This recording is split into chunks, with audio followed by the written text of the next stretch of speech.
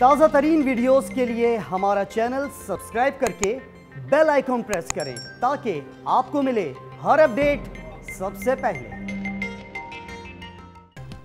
अस्सलामुअलैकुम, आप देख रहे हैं डॉट न्यूज़। मैं हूं नाइला असगर। हेडलाइंस आप जान चुके हैं, अभी आपको अहम खबर से आगाह करें। तहरीक इंसाफ के अपने ही अराकीन कौमी असम्बली के बजट इजलास में हुकूमत पर बरस पड़े। 3000 अरब रुपए के खसारे समेत PTI के ग्रुप की भी निशानदही की गई है। इस मुतालिक मजीद बात करेंगे। डॉट न्यूज़ के नुमाइंदे फाहद चौधरी ने हमें ज्वाइन किया है। फाहद चौधरी बताएगा, सबसे पहले तो कौन है ये रुकने असम्बली, मुतालबात क्या है इनके, और कौन सा PTI ग्रुप है जो वजीर आज़म की तब्दीली के नजरिए के खिलाफ है? जी देखिए, सीनियर सियासतदान है, अटक से इनका ताल्लुक है। मेजर रिटायर्ड ताहिर सादिक जो कि तहरीक इंसाफ के भी सीनियर रहनुमा हैं, उन्होंने बजट पर बहस के दौरान तकरीर करते हुए अपने ही बजट पर तनकीद की और कहा कि ये बताया गया कि 3000 अरब रुपए से जायद का खसारा किस तरह पूरा करेंगे, क्या नए टैक्स में जाए जाएंगे या कर्जे लिए जाएंगे।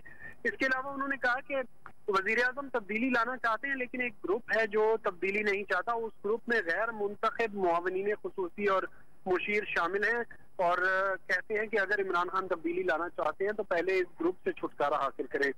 उन्होंने ये कहा कि ब्यूरोक्रेसी को कंट्रोल करने की जरूरत है। इमरान खान ब्यूरोक्रेसी को कंट्रोल करें, करप्शन को कंट्रोल करें, और अगर ये चीजें ना की तो ये आपको अगला इलेक्शन जीतने नहीं देंगी।